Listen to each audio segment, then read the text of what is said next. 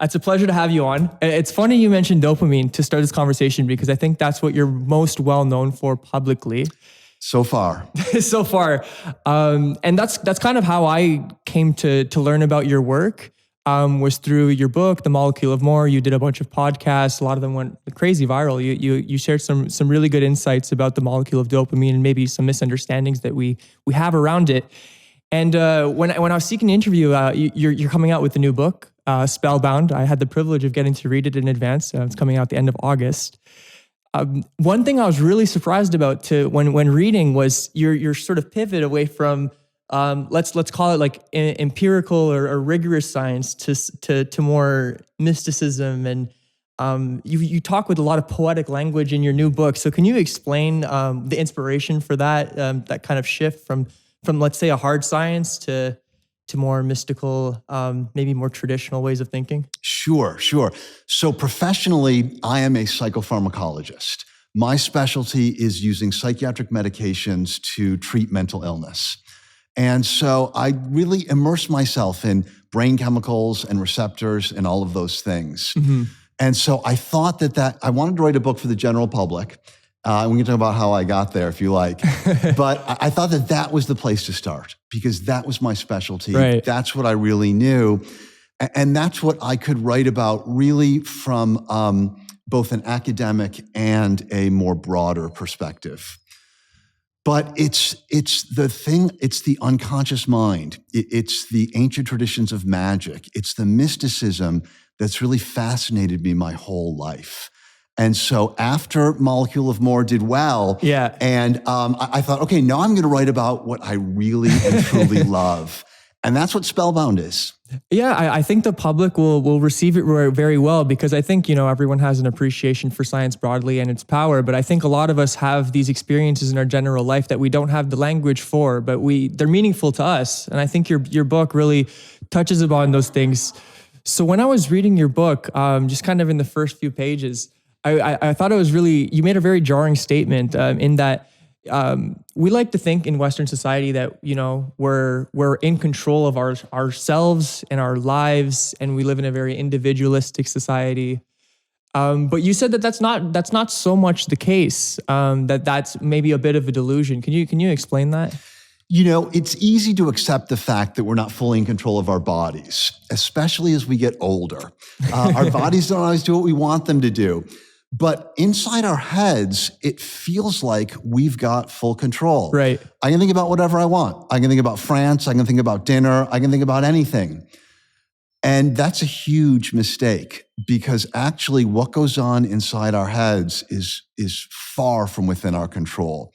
We have got this fellow traveler in there, the unconscious mind.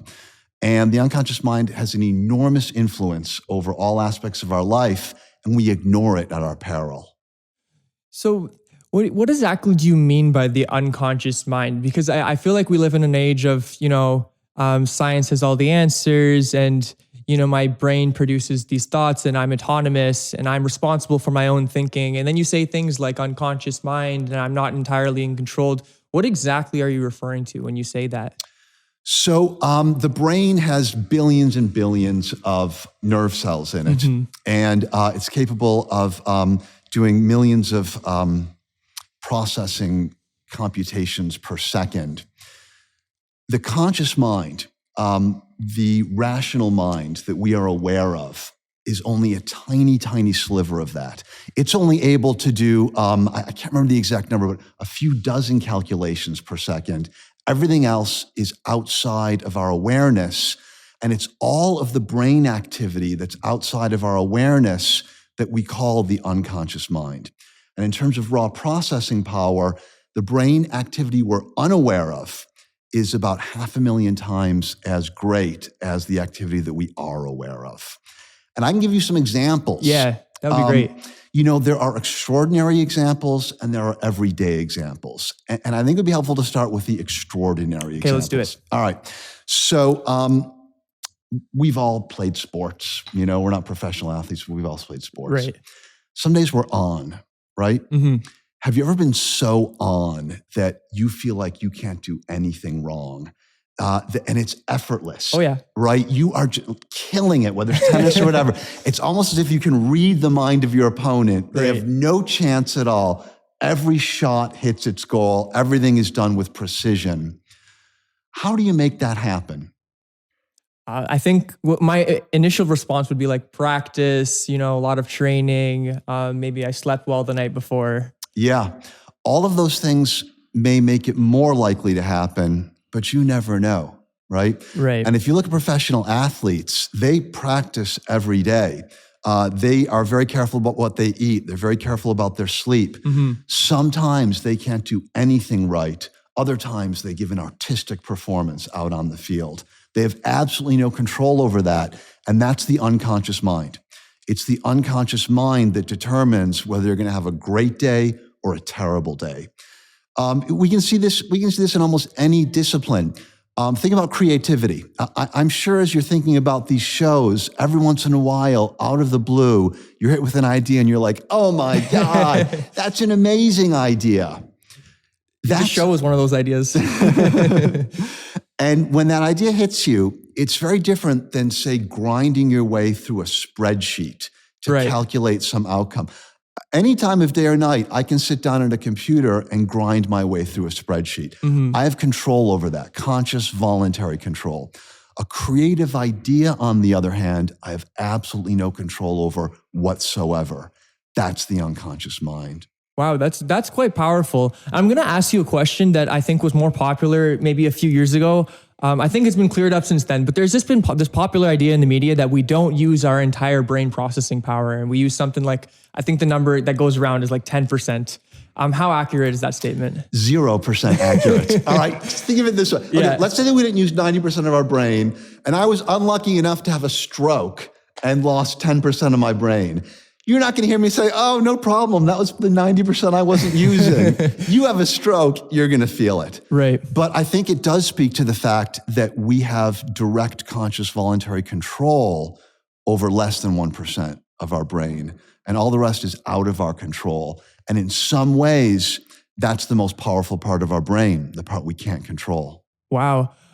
So you gave the example of elite athletes, right? And you said that they can do all this training, they can do everything right in preparation, that increases the likelihood that they'll have one of those, artistic performances. But then you see some of these athletes who show up consistently. They're always given artistic performances. They're so reliable. Can you attribute that to their unconscious, or do they have a better relationship with their unconscious? How do you account for like those types of behaviors? Right. So the unconscious is unpredictable. Sometimes it's consistent, sometimes it's inconsistent. And we are born with certain abilities that are expressed partially conscious, partially unconscious. Those abilities can be brought out through our experiences, or they can be suppressed. Right. These people like Michael Jordan, right. They're just born that way. I don't care how much you practice. You can't be like Michael Jordan unless you're born that way. So I think he just won the lottery in that respect. Okay. So is there a relationship between the conscious and unconscious mind, or are we just kind of doomed to this fate that our unconscious provides to us at seemingly random occurrences? It's a complex relationship. Right. And as I discuss in the book, it can be a friendly relationship in which you try to learn about your unconscious. You try to see things from its perspective, which is so different from the conscious perspective. You can work on that relationship, make it a better relationship so that the two cooperate better. Or you can have a very hostile relationship with your unconscious mind, fight against its influence, maybe even deny that it exists, and try to pretend that you are a 100% rational creature whose behavior is fully based on choices that you make.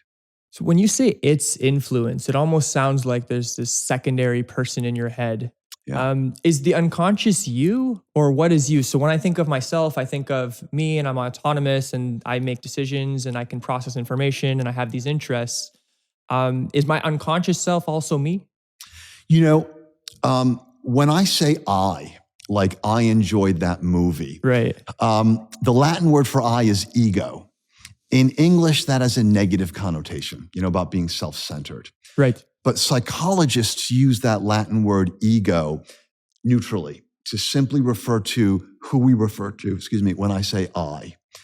And so I might say, okay, I'm just my conscious mind, and that's all. Right. But I would propose that we take a broader view on who we are and say that who we are as an individual is both this I that we identify with and this other part of ourself that is alien, foreign, and unknown right now, but we can get to know it better. Right.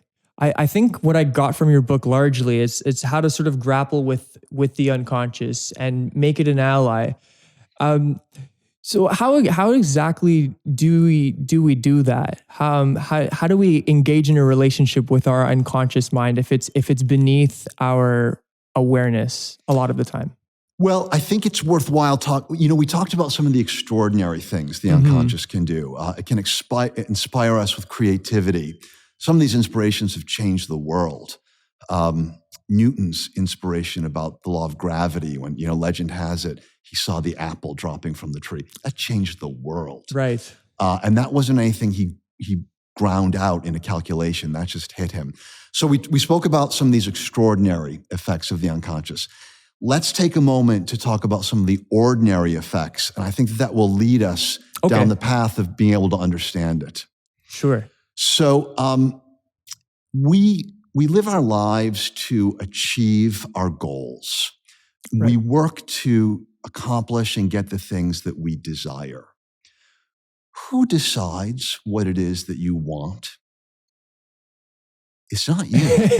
I was tempted to say me, but I think I know better after reading your book. Yeah, it's not, right? So my favorite color is blue. Did I choose that? No, of course not. Right. I wanted to be a doctor. Did I choose to do that? No. Let's say that I'd wanted to be a teacher, and I was passionate about teaching. And I sat down and I said, you know what? Teaching would make me so happy, but it doesn't pay very much. So I'm going to change my desire. I'm going to change my passion to be an engineer. You can't do that. Right. Right? Or let's say, I could really go for some ice cream right now. But a salad will be healthier. So I'm going to change my desire for a salad. You can't do that. One more example. Yeah. I meet this woman and I just fall in love with her, but she's a horrible human being. And I know that she's going to make me miserable. Right. Can I stop loving her? Usually not. So our lives are directed by what we want, what we desire, what we aspire to. None of this is chosen. All of this comes from the unconscious mind. Our values, right, what we consider to be important, our morality, none of these things are chosen. So the first step in cultivating a friendly, good working relationship with the unconscious mind is starting to appreciate its role in our life, starting to pay attention to what it is that we are choosing and controlling and what it is that's kind of imposed upon us from somewhere else. Okay. You said a number of really interesting things there. You started with the example of Newton with the apple. He didn't choose to have the apple fall on him, but that sparked something within him that changed the world, as you said. And then you're talking about these interests and desires that we have that are kind of outside of our control. They're almost innate to who we are. So I want to go down two avenues with you. So in your book, you talk about something that you refer to as a numinous experience. And I think the example of Newton would be something akin to that. So do you want to describe what that is? Because I feel like everyone can relate to it, but we don't have the language to describe what that might be. That's right. So usually the unconscious stays in the background, and we're not aware of it. Under extraordinary circumstances, though, the unconscious erupts into consciousness, and we become aware of it, and we experience an altered state. Life is no longer ordinary, and that's been called the numinous experience. Now, the numinous experience is unlike ordinary reality in every single way. And so one of the challenges in talking about it is it cannot be described in words. And as I mentioned in the book, it's like the feeling of being in love. Right. You can't describe what it feels like to be in love. And if you try to describe it to somebody who's never experienced it, they think that you're exaggerating, and they think, oh, come on, that's nonsense. The numinous experience is the same thing. We can get a numinous experience. There can be a drug-induced numinous experience, and that happens with psychedelics. Okay. Like psilocybin, magic mushrooms, LSD. But you don't need it. The other time we commonly have numinous experiences is with a religious experience, where people say that they come in contact with something that's greater than themselves. So if I try to describe it, you feel like you're coming in touch with a deeper reality. You often get the insight that all is one. There are two characteristic experiences in the numinous experience. The insight that all is one. And people who take psychedelics will frequently describe this. I've heard Joe Rogan use that language. Is that right? Yeah. Yeah. But you don't need psychedelics. It will happen under other circumstances. The other is universal love. You get this feeling that not only do you have to love every human being, you have to love animals, plants, rocks, trees, and the universe as a whole. It can be a life-changing experience. People often come out of it and they're never the same again. Right. That sounds, I mean, I have examples in my own life that I can use that type of language to describe it. And those types of experiences sound almost otherworldly. Yes. If we could achieve that state all day long, we would. And so as, let's say scientists or science-minded people, how do we, I don't want to use the word study, but how do we observe this phenomenon? Can we measure it? Is there even a role for science in looking at these types of experiences? I think there is. You know, psychologists have gotten, it would be hard to measure it objectively, right? We could put somebody in a brain scanner and then give them a psychedelic drug, and we could see what parts of their brain are active. And I believe that's been done, and it's interesting a little bit. It's not fascinating, but the subjective experience is much more interesting. And so scientists have developed scales. And the one I mentioned in the book is the Mystical Experience Questionnaire, Right. Where people can rate different statements, how true they are regarding an experience they've had. And we can evaluate what the numinous experience is like and how intense it is under different kinds of circumstances. Okay. So when we experience these numinous experiences, how does that affect our brain? Is there a biological basis for these phenomenon? Is there a change in brain chemistry? Do we see any of that following these experiences?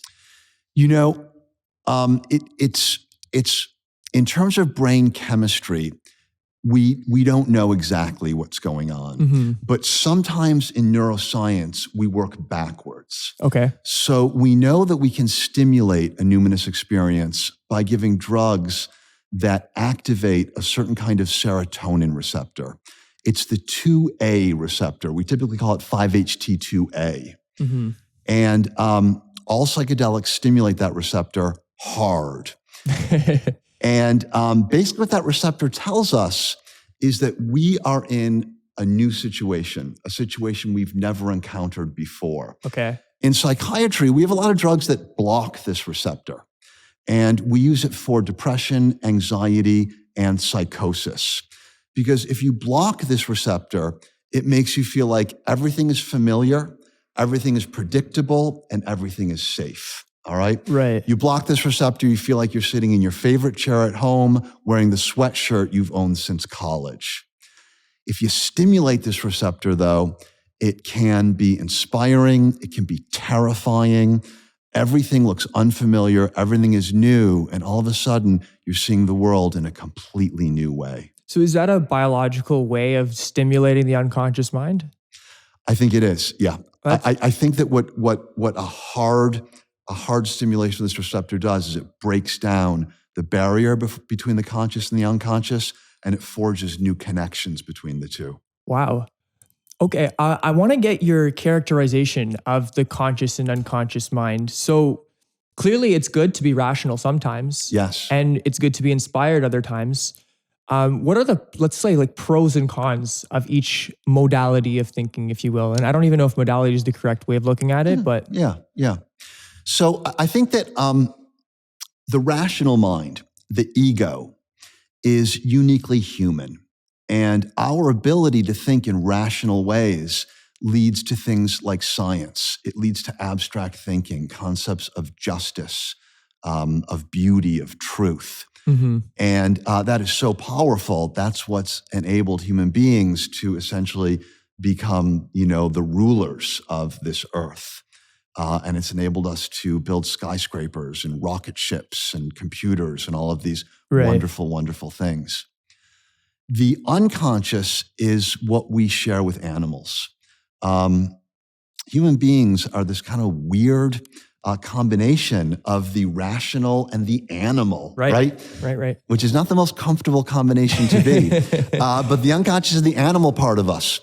And what that gives us is things like energy, passion, motivation, creativity, drive, instinct, intuition, all of the things that we have no control over. It comes to us, but we don't bring them out effortfully, and we don't know where they come from. So if you have somebody who's unbalanced on the rational side, they're going to be very much in control of their behavior. They're going to be bloodless. They're going to be emotionless. Emotion is something we might want to talk about because that's also something that comes from the unconscious. And we can imagine, we've probably met people who, they don't seem to have any emotion. They have no passion. They have no blood. They're just like calculating machines. People on the other side who are unbalanced are people who just act on their instincts. They act impulsively. They never think things through. And sometimes they become angry easily. Sometimes they overeat on junk food. They make bad decisions. They're acting more on the animal level. Right. Neither one of these things is good. You want them to work together. In your book, you describe altruism, and you criticize the typical materialist worldview held by people like Richard Dawkins and things like that, of this idea of a selfish gene. Which doesn't make any sense in that we see altruistic behavior in humans. Can you explain altruism and where that comes from? Yeah. I think that Dawkins' discussion of the selfish gene is a little bit different. Right. I think what he's talking about is that evolution is driven by genes acting for their benefit, not for the organism's benefit. Right. But there's something called psychological egoism, I think it was called, that suggests that we can never actually be completely altruistic. We can never take actions that are completely for the benefit of somebody else. And here's some examples. And I don't believe that, and I argue against that in the book. Right. But here's some examples of it. Let's say a friend asks me for a loan, $100, and I give it to him. And I might say, what a great guy I am. I gave my friend $100 for his benefit. Somebody might argue, well, you benefited from that because you strengthened the friendship, or you gave yourself a reputation for generosity, right? Or you avoided the guilt if you hadn't given it to him, or you may have some value that it's a good thing to help out friends, and by living up to that value, it gave you a warm feeling, and on and on and on. And people say that when we make decisions, we weigh the pros and cons, and we only act when the pros outweigh the cons. And so that is inherently selfish. I don't think I put this I'm not sure if I put this in the book. It might have been one of those things my editor cut. But there's a story about Abraham Lincoln. I don't think that was in there. Yeah, he was making this argument. He was riding along in a coach with somebody, making this argument. And he stops, and there's some baby pigs who are drowning in a pond, and the mother is frantic. And he gets out of the coach and he saves the pigs. And the guy he's talking to says, hey, your action right there just disproved your argument. You did something that gave you no benefit whatsoever. And Lincoln said, no, because if I had just passed them by, I would have felt guilty all day long. And so I did it for myself. Right. So what I argue in the book is that may be true about the conscious ego. But sometimes we just get this urge to act generously. And it doesn't involve a weighing of the pros and cons. We don't even think about it. We just act on that urge and we give. And that's the unconscious mind driving our behavior. And the unconscious mind doesn't weigh the pros and cons. It's able to act altruistically.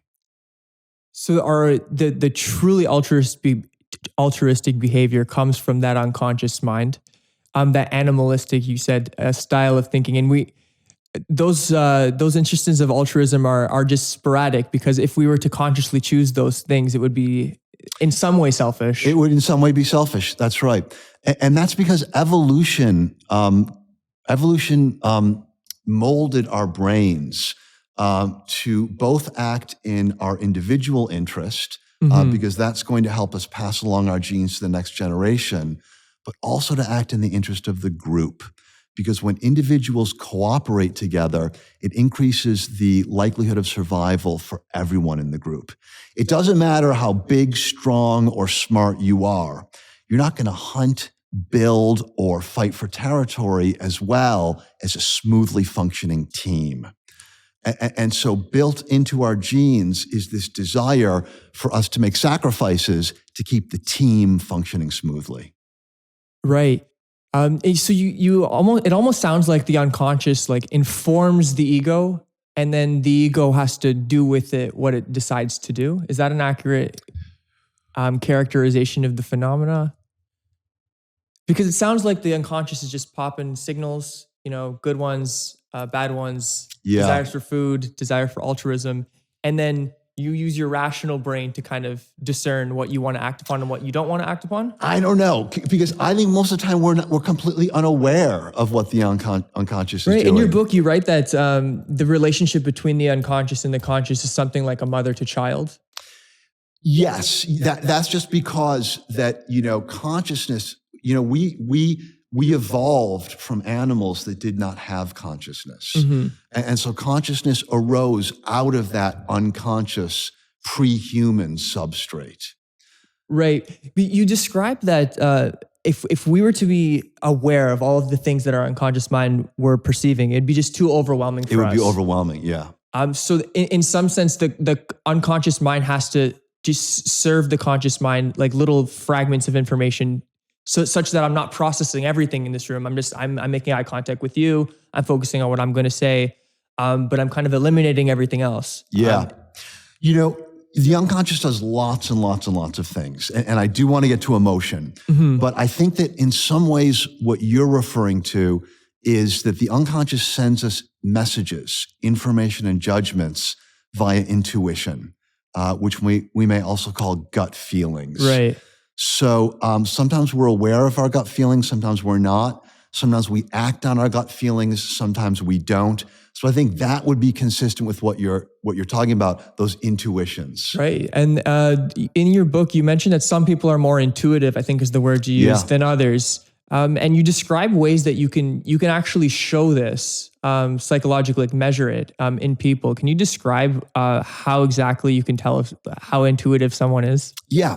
So when we have to make difficult decisions, we often think, all right, this is something I better think through carefully, think through consciously carefully.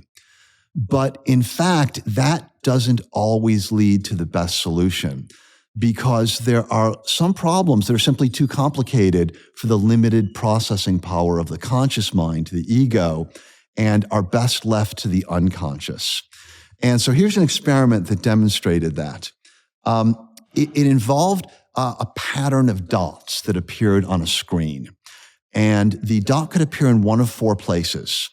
And when you saw it appear on the screen, you had to press a key, one of four keys, to indicate where it was. And the program measured how long it took you to press the correct key. Now, let's say there was a simple pattern, 1, 3, 4, 2, 1, 3, 4, 2. Sure. After about 3 or 4 repetitions, you'd recognize it and you'd start pressing the key much, much faster compared to if it were completely random. Right.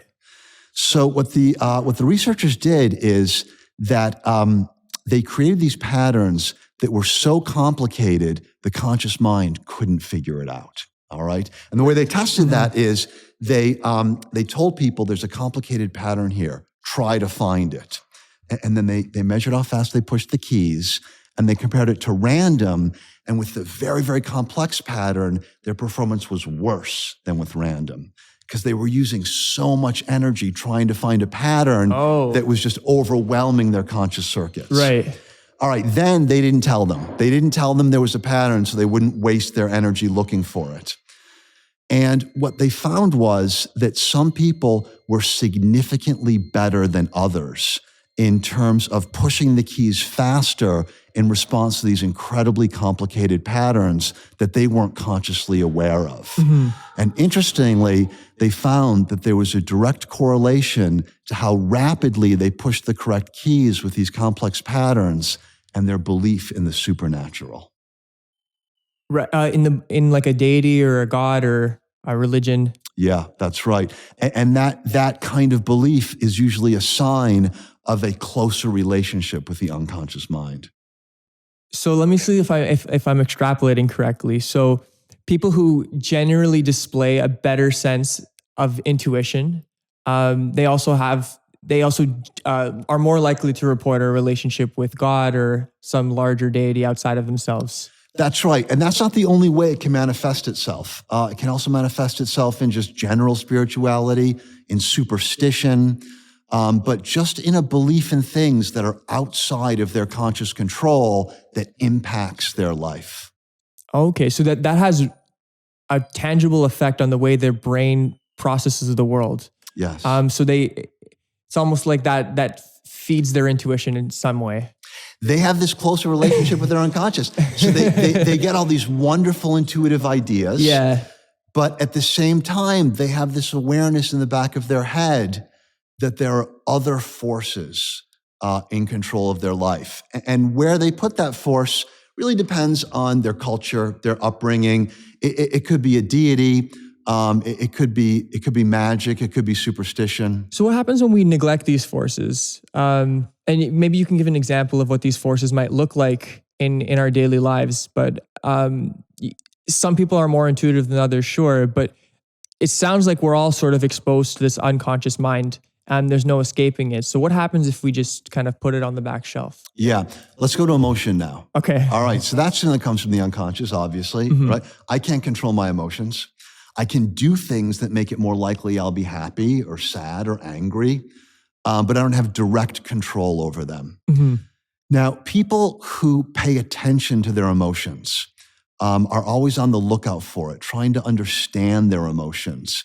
They're much more likely to respond to their emotions in sophisticated ways. People who disparage their emotions, say, well, emotions are the animalistic part of me, and I don't like that part of me. I like being rational. Right. And so I'm not going to let my emotions control my behavior. Those kinds of people usually have some success for a while, but the pressure builds up, and then it explodes. And they may go into a rage. They may express their lust in some incredibly destructive way. Right. And so that's one of the consequences of developing this habit of paying attention to the things in your brain that are outside of your control. With emotion, you develop a more sophisticated way of expressing it such that it enriches your life without losing control over yourself. So it sounds like you're talking about this approach of kind of taking equal parts rational, equal parts unconscious, and walking a path through life that kind of draws from each of them. Yes. They each have something to offer, because clearly when you lean more one way, you act in ways that go against all sorts of social norms. When you lean more the other way, you also act in a way that's kind of offensive or goes against social norms or even bad for yourself. Yes, that's right. And it's only by combining the two that you actually become an individual. Right. If you're purely rational, you're just like every other rational person. Everything you do is based on logic.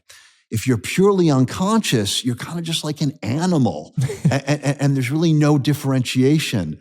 But by combining the two, you are able to express your unique individuality that's unlike anyone else in the world. Right. There's this sort of thread that runs through your book, this idea of the purpose of our life is to become a whole person. Yeah.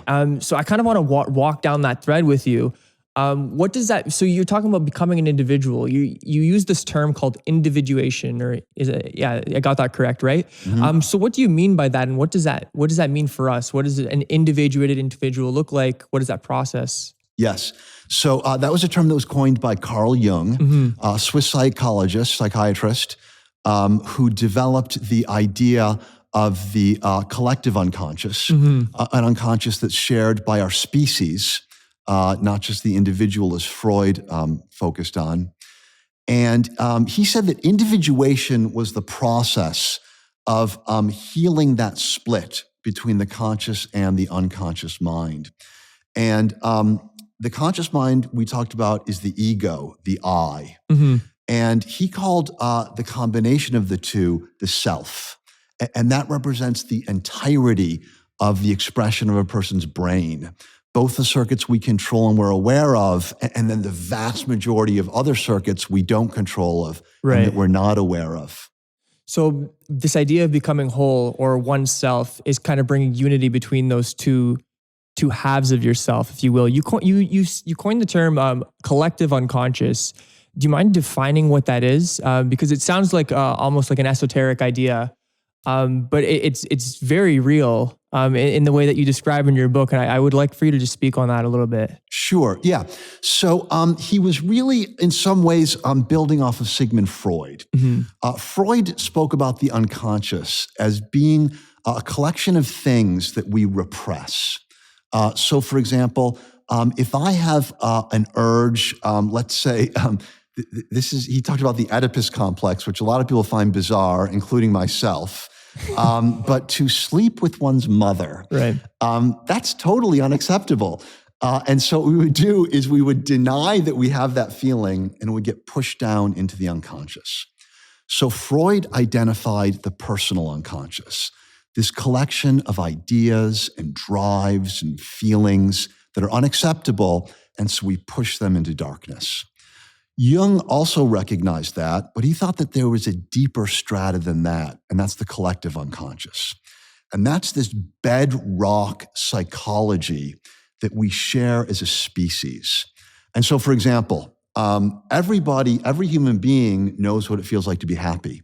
Every human being knows what it feels like to be sad. These are things in the collective unconscious. We all have mothers, okay? And to a human being, a mother is more than just a biological organism who gave birth to us. We have ideas, feelings towards mother. And so this idea of mother, separate from the biological entity, is part of the collective unconscious. And so if you say the word mother to anybody on earth, we all share this understanding. It's about nurturing. It's about caretaking. It can also be negative things as well. It can also be about controlling. Right. So this idea that there's things that are shared with our entire species. You use the idea of symbols, and I guess the mother would fall into that category of things that you can't entirely encapsulate in language, but it's a ubiquitous experience, or it's a ubiquitous understanding across a species. Yeah, that's right. So the things in the collective unconscious, Jung called archetypes. And some of the archetypes he spoke about more in depth was the mother archetype, the hero, the naive youth, the wise old man. These are archetypes that we find in the folklore and mythology of every single culture. Now, since archetypes are in the unconscious, by definition, we cannot perceive them. But there are symbols, and what symbols in some way are a channel between the conscious mind and the unconscious mind. Symbol is something that we can actually perceive with the senses, or we can conceive as an idea that connect us to the unconscious archetypes. And let me give you an example. Sure. So one archetype is love of the group, love of the tribe. Okay. And today we might call that patriotism, right? Right. So a symbol of patriotism is the flag. And we've all heard stories, war stories, about soldiers getting creamed on the battlefield. Their morale is very low, and then somebody lifts the flag, and everyone sees the flag, and they are energized anew. Right. And what Jung would say is that symbol activates the archetype, and that archetype is what fills them with energy and hope and optimism and drive, and it's really the martial spirit of warfare. The ancients would say that was the god Ares, the Greek god of war that was possessing them. And in the book, I talk a lot about the connection between these ancient myths of gods and the archetypes. That when the archetype is activated, such as the warlike archetype of patriotism, in some ways it does feel as if we've been taken possession by a supernatural entity. Right. I think a lot of us could relate to having experienced something like that. Like I would say we're all the protagonist of our own life in some way. We go through the hero's journey in some way or another. But is there, so the argument there being that these archetypes are so foundational, they're across species. Is there a biological across cultures? Across cultures, not species. Oh, sorry, they're unique across to the our humans. species. They're unique to humans, and it's cross-cultural. Is there a biological basis for these archetypes? I think there is. We have no proof of it. I mean, they have to be in the DNA. Okay. They have to be in the DNA. And you might say, well, how can you have motherhood in the DNA? Right. You know, I can see lungs, liver in the DNA. How do you have motherhood? So one of the things I speak about are absolutely remarkable twin studies, looking at twins who are separated at birth. So these are human beings who have the same DNA, but they have different upbringings. And so what we find is that they often pursue the same careers. They often have the same taste in music, the same taste in food. One example I give is from this National Geographic article about the Jim twins, who both married a woman with the same name. Right. They both divorced her. Their second wives had the same. And these people had never met. They named their kids the same name. They were both part-time law enforcement volunteers. There were so many things about them that were identical, just jaw-droppingly amazing. Right. And so what that tells us is that what's capable of being coded in the DNA is far more than hair color, eye color, and that sort of thing. That psychological concepts and entities can also be coded in these base pairs. Wow. You also make the argument that these like psychological characteristics, these archetypes, they're not only just encoded in our bodies, in our DNA, but they're also encoded, I don't want to say in our culture, but I guess in our stories. Yes. So through our culture, through our stories, these archetypes emerge. Yes. So how does that happen? That happens through something called projection. Projection is when contents of the unconscious that we can't see are put into our external environment. And I start with a very simple example in the book, and that's the optical illusion. So we've all seen optical illusions. And with an optical illusion, what you see is different than the ink on the paper. And the reason we see optical illusions is because of the structure of visual processing in our brain. In some ways, our brains are prediction machines. And our brains are not necessarily trying to figure out exactly what the sensory impressions are. It's trying to figure out what's the actual reality. Right? So what's actually coming through my eyes as I look around is nothing but color. It's just a bunch of color. But my brain turns it into shapes, edges, and gives it meaning. And so when we look at an optical illusion, that's our brain giving something meaning erroneously.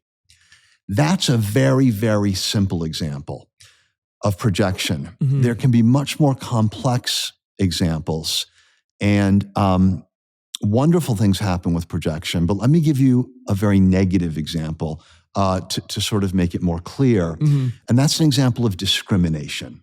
Okay. Think about racial discrimination.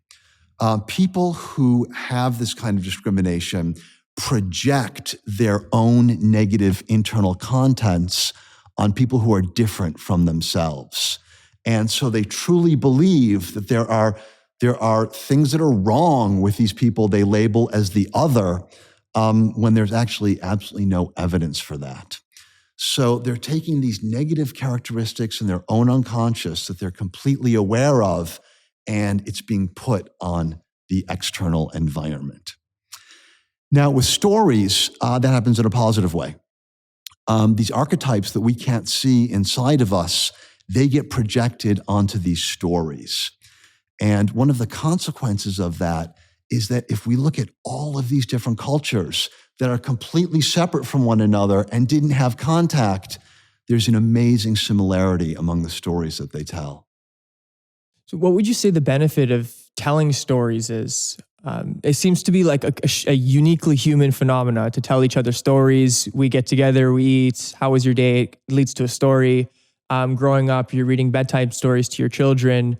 You go on the weekend, on your only days off, you pay money to go see a story on a film. Why are we so obsessed with stories? Yeah.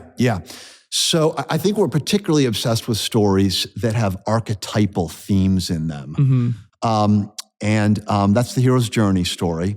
And we see the hero's journey in popular movies like Star Wars, The Lion King, probably almost every popular story or movie, we can find elements of the hero's journey. So why are these so important for us?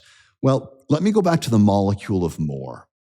In the molecule of more, I spoke about how our brains process the future and things that we don't have with dopamine, and the present moment and concrete reality with here and now neurochemicals.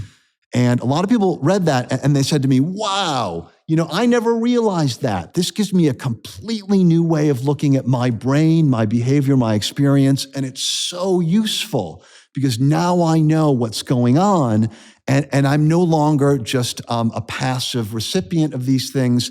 By looking at it, I can figure out what's going on and I can integrate that into my life. Stories give us the same thing, but on a much more complicated, sophisticated level. By reading these archetypal stories, we learn about how our unconscious brain works, and it enables us to better understand our own brains. In many of these stories, the relationship with the unconscious mind is symbolized by the relationship between a human and an animal. Often a talking animal or a magic animal, but not always. And the story is about the increasing friendship, the increasing ability of the two to act as a team that takes place. And what does that represent? That represents an increasing teamwork with our unconscious mind. Let me give you an example. I am fortunate enough to be the proud owner of a Mazda Miata. I don't know if you've ever driven one of these cars. I have not. It's not a very powerful car at all. It's a very weak car, but it's an enormously fun car to drive. Some people argue it's the most fun car out there. And the philosophy that the designers had came from a Japanese saying, and that is, the horse and the rider are one. And this comes from a Japanese discipline of archery on horseback. Okay. And in order to be good at it, you can't treat the horse as a servant, okay? You can't tell the horse what you want it to do. Neither can the horse be out of control. The horse can't be telling you what to do. There needs to be this sense of unification where you have a thought and it's communicated to the horse just through your muscles, through your position.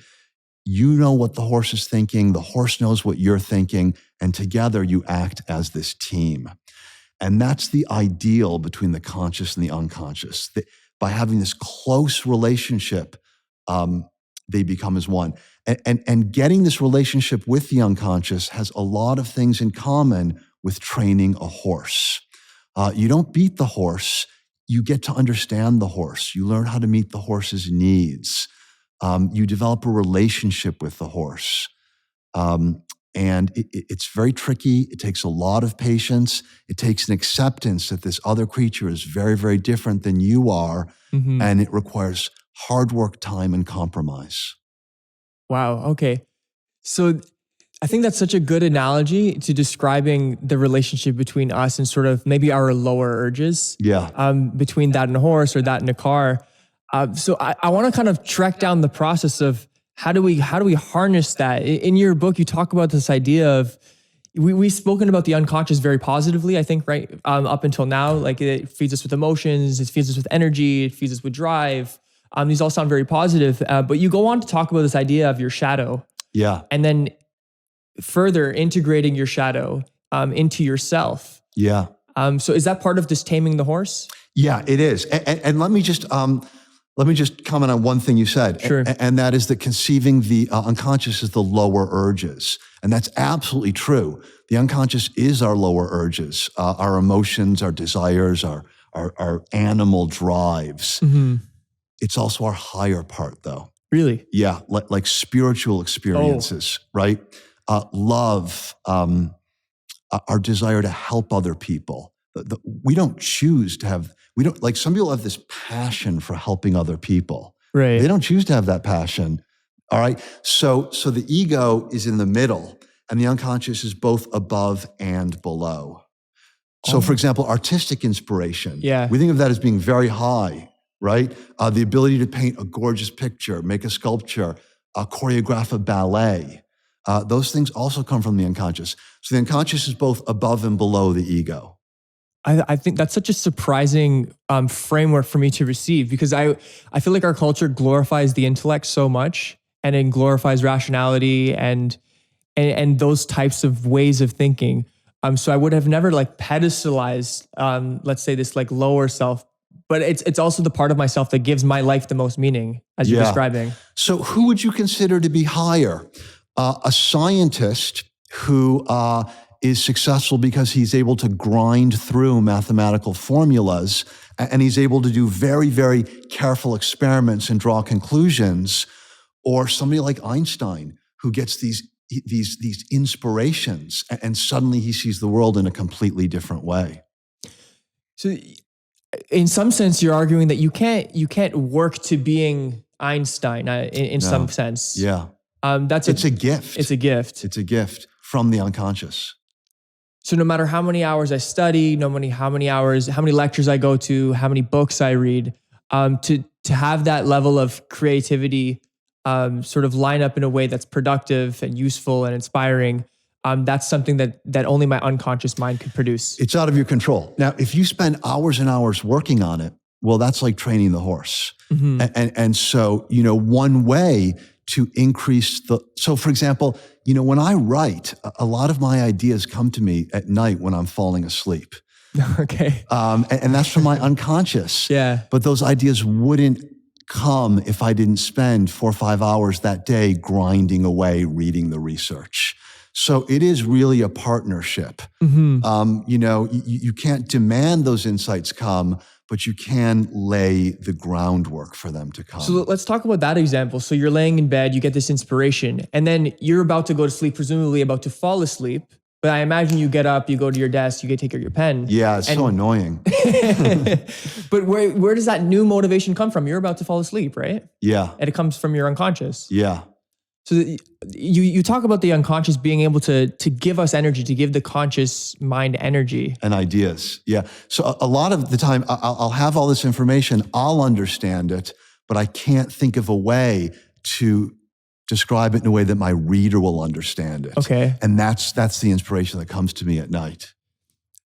So do you ever have that in a more negative sense, like an idea just torments you? Absolutely. And so maybe that's like the shadow side of the unconscious self, right? Yeah, we can talk about that. So just the tormenting, I mean,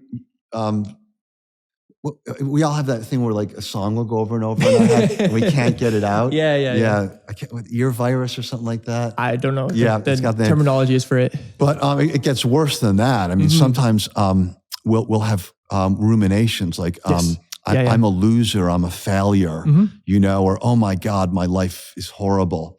And we can't pull out of it. And that's the dark side. One of the points I do make in the book is that every single archetype, every single thing that comes out of the unconscious has both a light side and a dark side. That's one of the characteristics of the unconscious. It's both. But anyways, you spoke about the shadow. Yeah. So Jung described the shadow as one of the things that's in the personal unconscious. It's not in the collective unconscious. It's not the archetypes. So that's my shadow is unique to me. Yours is unique to you. Yeah. Michael Jordan's is unique to him. Exactly. Okay. Yeah. And what's in the shadow are things about ourselves that we find unacceptable.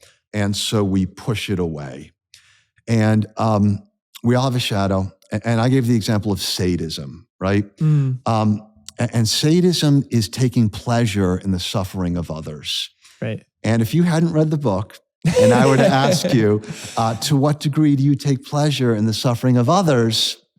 You'd probably say, that's not my thing. I take no pleasure in witnessing the suffering of others. And in the book, of course, that's absolutely not true. We all do. And so, for example, you go to see an action movie. What happens to the bad guy at the end? Does he get arrested and given a fair trial and put in jail? No, that would be horrible. That would be boring. He's tormented, right? His life's work is blown to smithereens. It's satisfying to watch. It's so satisfying. Children are so sadistic. And, Tom and Jerry, the Roadrunner, these are pure sadistic fantasies. Right, right. And there's nothing wrong with them. This is part of who we are.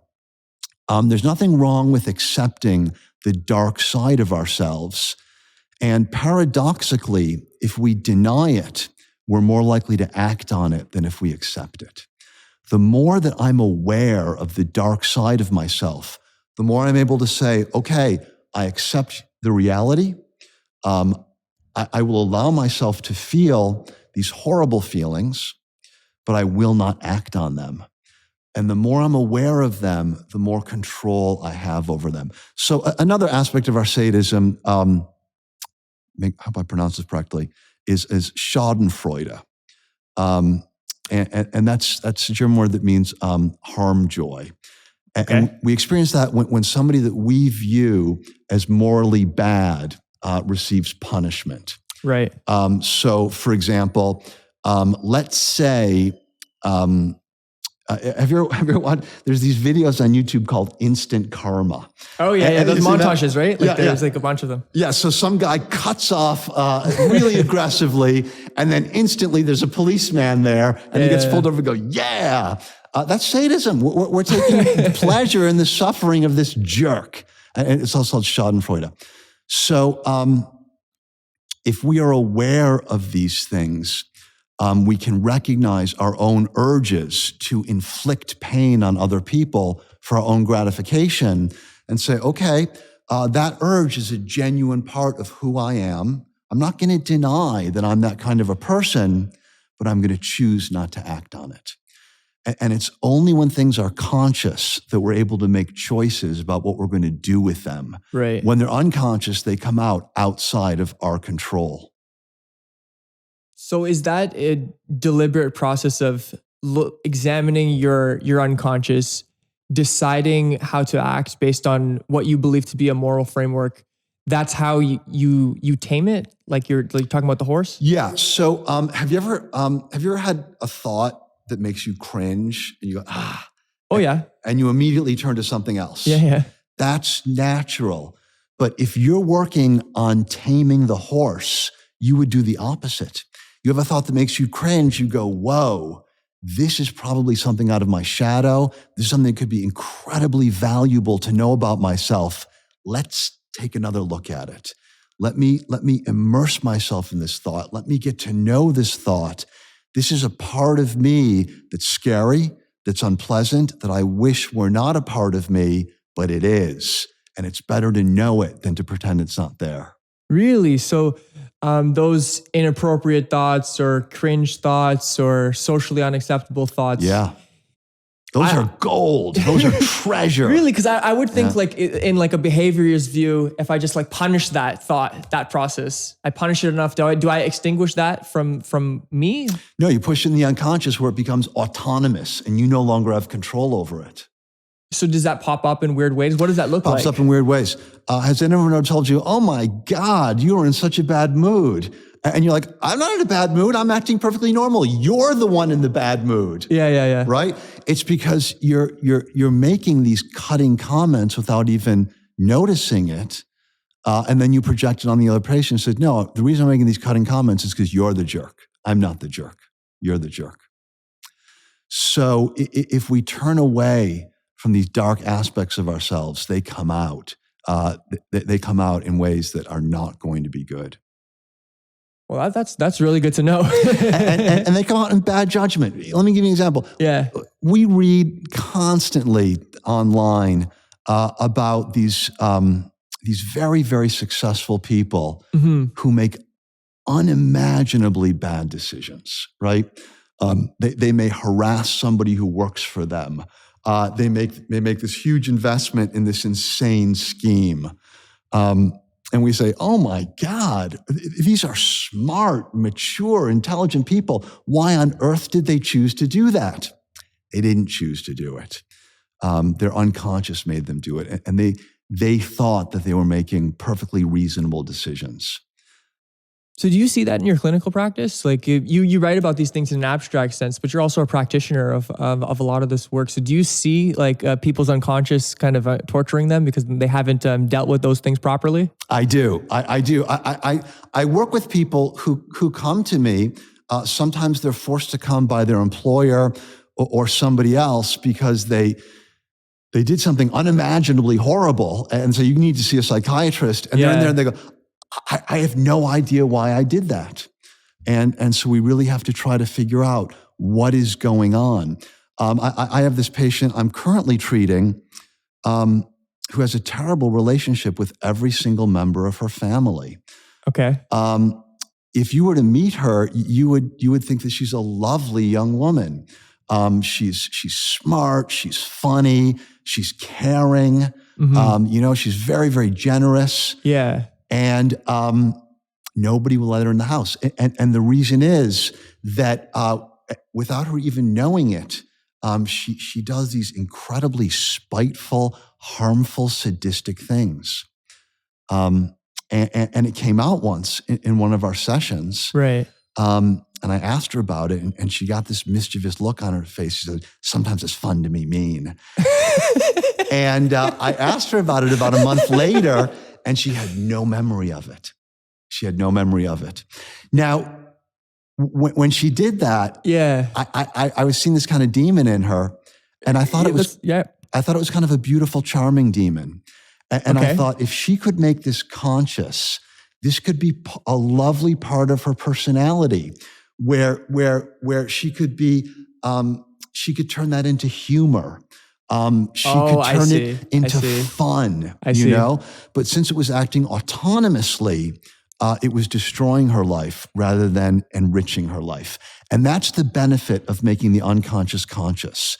It can be something that once you gain control over it and you compromise with it, you say, look, I'm going to let you come out in this way, but you can't come out in this way. Yeah. And it goes, all right, unconscious contents are drives, they're instincts. They need to come out. If you channel them to come out in productive ways, they don't need to come out in unproductive ways. But if you cut off all of the channels, they're going to come out one way or the other, and it's probably going to be bad. So the idea is to recognize it, accept it, and channel it in acceptable ways. How does, let's just say the everyday person take stock of themselves? I think most people aren't to the point where enough people have told them they do a behavior that's so bad that they have to go see a clinician. Yeah. But I'm sure we're all victims of our own unconscious unknowingly. Yeah. How do we stop being victims of our unconscious? We need to work, the first step is the shadow. That's always the first step. Okay. Yeah. Because Jung kind of saw this as a journey downward. The shadow is closest to consciousness because it contains things that were once conscious and then got suppressed. Below that are the archetypes and the collective unconscious. Those are deeper, those are harder to get to. Right. Got to get through the shadow first. That's where you start. So what you want to do is you need to stop denying the negative aspects of yourself. So, let's say a friend of mine, gets a new car, a really nice new car. And I see and I feel a twinge of envy, right? Mm-hmm. And then I say to myself, you know what? I'm not envious because A, I don't really like that car. Horrible gas mileage, and it costs $100 just to change the oil. The guy was an idiot to buy it, so I do not envy that car. Plus, I'm not really that materialistic, and that's another reason why I don't envy him, right? Right. You're forcing things down in the shadow. The better thing to do is to go, I was not aware that I'm an envious person. It's a good thing to know about myself. Let me actually feel that envy. Let me envy him and feels what it feels like to envy him, because that's part of me. That's a wild horse. Right. And that horse can someday become my friend, right? Okay. And so I'm going to say, come on, horse, you are welcome here. And so welcome these wild animals, because if you can tame them, what would a tamed envy look like? Well, it might look like motivation to work hard for the things that I want. That might give me, and say, you know what? I'm going to get a car like that someday, and I'm going to save. I'm going to stop buying lattes at Starbucks. Now I'm riding that horse off into the distance, and now I'm more powerful than I was before. Wow. So the channel between kind of harnessing these urges that can be destructive into something productive might be something akin to humility. Is that correct? I would say acceptance. Acceptance. Yeah. There's this Buddhist guy who spoke about it like you're an innkeeper, and you welcome all the guests. Even if the guests appear to be ugly or scary or distasteful, at your inn, the door's always open and everybody is welcome. So no matter what it is that you're experiencing internally, welcome it, accept it, try to get to know it. And you will eventually be able to make friends with it, and it will become an ally. So are we to just integrate all of these unconscious desires or drives, or are there some that are just so overtly bad that we have to extinguish altogether? Yeah. There are probably some that cannot be tamed and that we cannot act on. Hatred. There's nothing good about hatred. I think that there are some Pollyannish people who deny that human beings do have evil in them, and I don't think that's true. We do have evil in us. Things that are irredeemably evil. These things that I've been talking about, I call them wild animals. Right. They're not evil, right? If a lion eats your best friend, you're not going to call the lion evil. You're going to be very sad. Yeah. You might be angry with the lion, want to kill it, but you're not going to call it evil. Wild animals are not evil, but human beings can be evil. And so within our unconscious is not only wild, untamed instincts, there's also some evil in there, and we cannot accept that under any circumstances. Right. And paradoxically, if we accept the wild animals and tame them, that will give us strength to overcome the things that are actually evil. So is the unconscious mind good or bad fundamentally, or does that question even make sense? Yeah. It's both. As I said, every single thing in the unconscious mind has a light side and a dark side. Right. And we're not used to that. Our conscious mind is always choosing the light and rejecting the dark. Yes. And as I mentioned earlier, if you want to get to know your unconscious, you have to be ready to take a radically different perspective on life, on the world. And that's recognizing that there is both light and darkness. Darkness is not equivalent to evil, and that we need to accept both the light and the darkness. You propose an idea for overcoming some of these unconscious desires, this darkness that you describe. You describe the benefits of meditation. Yes. What are the psychological benefits of meditation? The physiological benefits, and maybe how does that impact our mind, the conscious and the unconscious? So meditation is a kind of exercise for the mind. If you exercise, that benefits every single cell in your body. There are a few things that are better for you physically than exercise. The same is true with meditation with regard to the mind. Mm-hmm. There are different kinds of meditation. One meditation that people are familiar with is focused attention. And that is focusing on one thing, typically your breathing. And every time your mind wanders away from it, you bring it back to the breath. And in some ways, that's not so different from weightlifting.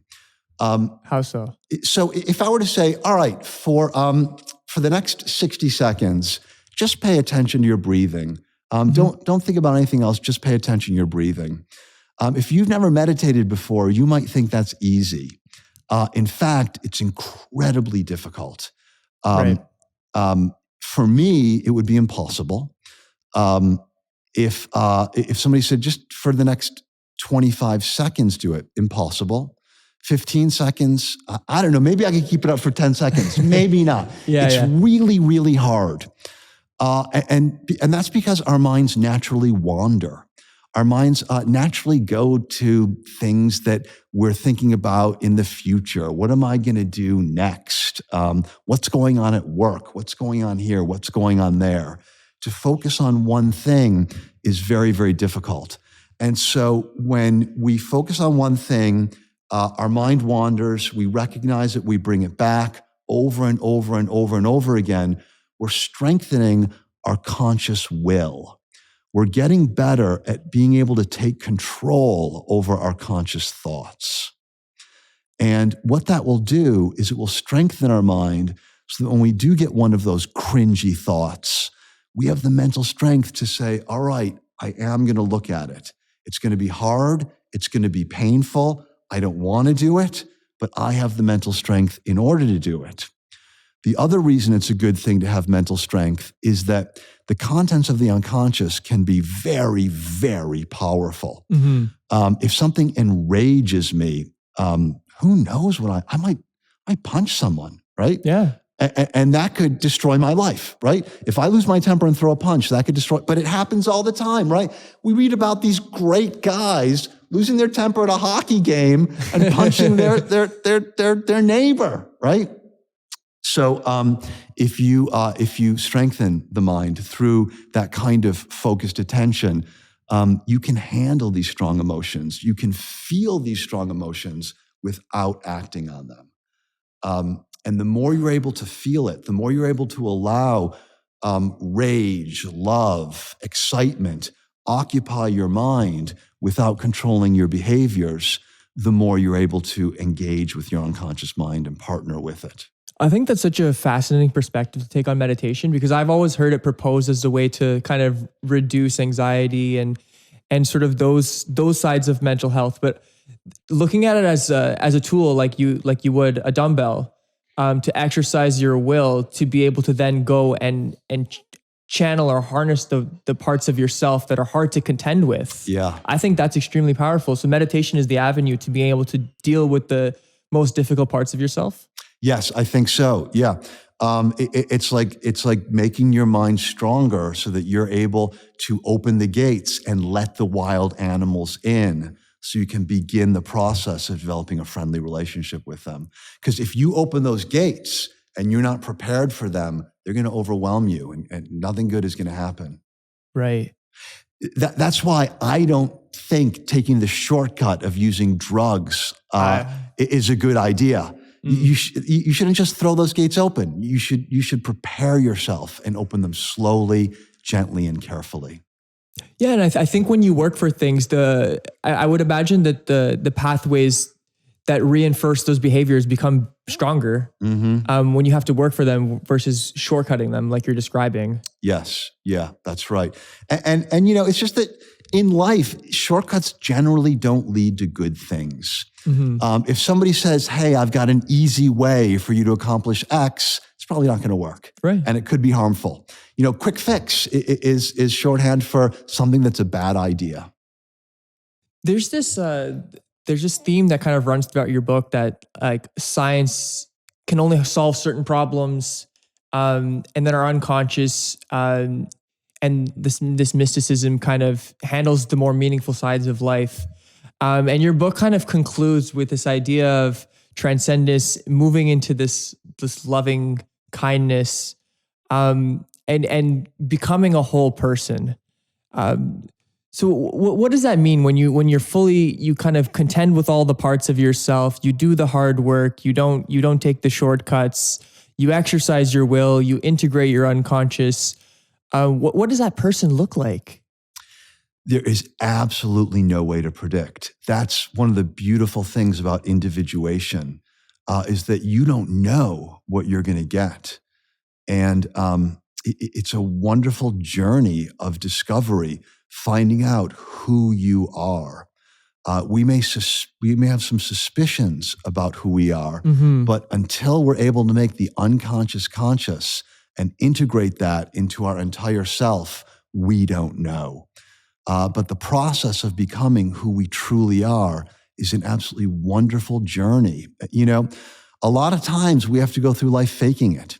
And it's exhausting and it's anxiety provoking. And I'm not saying don't do it. We have to do it. Right. But as we more and more get to know who we are, and we're more and more able to express ourselves authentically, that brings an enormous amount of joy, not only for ourselves, but if somebody is being authentic in a relationship, the relationship is so much more rewarding and enriching than if they're trying to just be someone they think you want them to be. And so it's the journey towards our authentic selves, and we don't know what that's going to look like. Right. How does our unconscious inform us about who we are? I think it communicates with us in all kinds of different ways. It communicates through inspiration, intuition, gut feelings, emotional reactions, especially ones that are unexpected, dreams, fantasies. We all have fantasies, right? I'm not going to tell you what my fantasies are, but I can tell you that I didn't choose my fantasies. You moved into private practice now. You're good. I didn't choose my fantasies, right? Yeah. And it's worthwhile saying, wow, that's interesting that my fantasy is this theme, but not that theme. And so I think that there are dozens, maybe thousands of ways that our unconscious communicates with us. They're all really, really interesting. And it enriches our life to start paying attention to those things and to start being curious about them, you know? Yeah. Because I may notice I have this fantasy, I may notice I have this most emotional reaction, but unless I'm curious about it, it's going to be wasted. It's going to be like a jewel hidden in the bushes that I walk by and I don't even see it's there.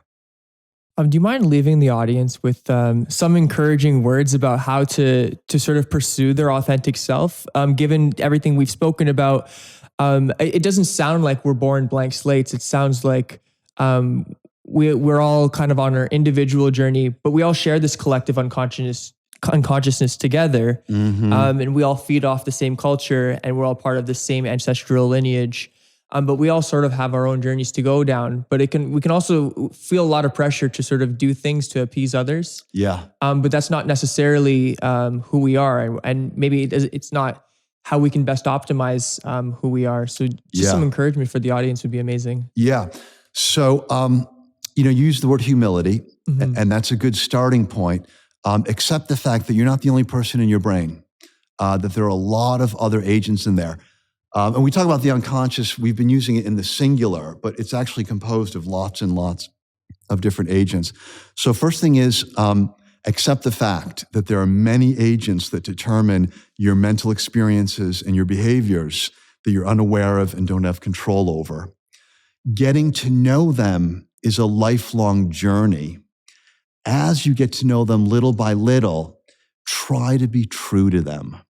Try not to say things that you don't really believe. Try not to be hypocritical. If you have values, try to live up to those values. It's not always possible, but try. Those are things your unconscious is saying, this is important to me.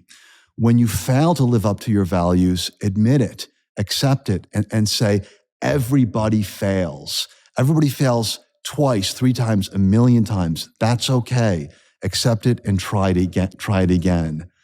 So getting to know your authentic self is a lifelong process.